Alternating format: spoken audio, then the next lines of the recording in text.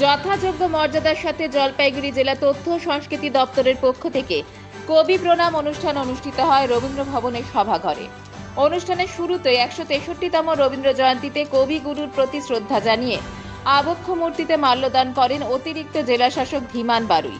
পাশাপাশি রবি ঠাকুরের প্রতিকৃতিতে ফুল দিয়ে প্রণাম জানান সদর মহকুমা শাসক তমজিৎ চক্রবর্তী, জেলা তথ্য সংস্কৃতি আধিকারিক স্বরূপ বিশ্বাস, এসডিআইসিও ইন্দ্রজিৎ সাহা। এরপর সমবেত সঙ্গীত, আবৃত্তি, নাচ ও শ্রুতি নাটকে মুখরিত হয়ে ওঠে গোটা রবীন্দ্র ভবনের সভাঘর। এই অনুষ্ঠান দেখতে দর্শক আসন ছিল পরিপূর্ণ।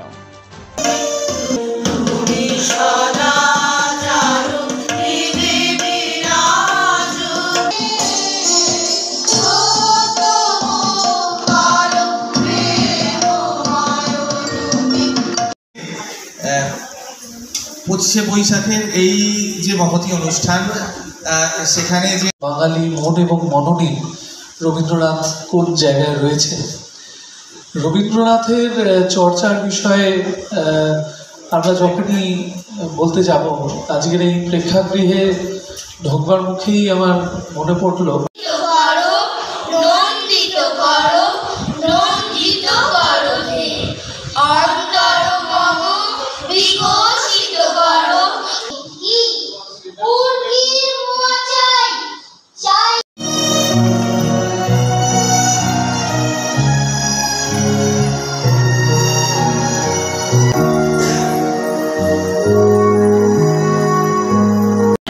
রবি ঠাকুরের রাখার জাতীয়তাবাদ, রবি ঠাকুরের বিদেশের সঙ্গে গাথা কোন ঠাকুর? রবি ঠাকুর। রবি ঠাকুর। এবারে আমরা কবি প্রণামে রাজ্য সঙ্গীতের মাধ্যম দিয়ে আমরা আমাদের আজকের মূল পর্বে প্রবেশ।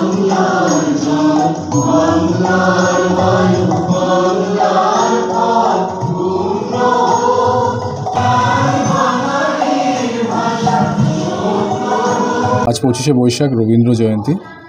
কবিগুরু রবীন্দ্রনাথ ঠাকুরকে শ্রদ্ধার সঙ্গে পূর্ণ মর্যাদায় তার জন্মদিন উদযাপন, এটাই আজকে আমাদের লক্ষ্য।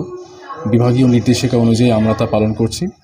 সেহেতু আজ জলপাইগুড়ি জেলা প্রশাসন এবং জেলা তথ্য সংস্কৃতি দপ্তর জলপাইগুড়ির যৌথ উদ্যোগে এই অনুষ্ঠানটি আজ আমরা আয়োজন করেছি। আজকে সমবেত সঙ্গীত, সমবেত নৃত্য এবং অন্যান্য আরও সাংস্কৃতিক অনুষ্ঠান সহযোগে আজকে আমরা এই দিনটি উদযাপিত করছি।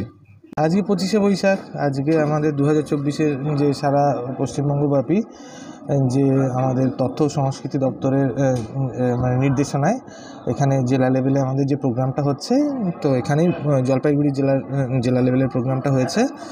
তো এখানে মানে সমস্ত যারা হচ্ছে গিয়ে অতিথিরা আছেন, তাদের মধ্যে হচ্ছে এখানে যে বিভিন্ন নাচের টিম, গানের টিম, তারা সবাই মিলে নিজেদের ভাবে যে হচ্ছে রবীন্দ্রনাথকে স্মরণ করছেন। তার যে চিন্তাভাবনা, তার যে দেশাত্মবোধ, তার যে বিশ্ব মানবতাবাদের কথা, সেগুলোকেই এখানে বিভিন্ন নাচ, গান, বিভিন্ন আমাদের যে সাংস্কৃতিক অনুষ্ঠান, তার মাধ্যমেই স্মরণ করা হচ্ছে।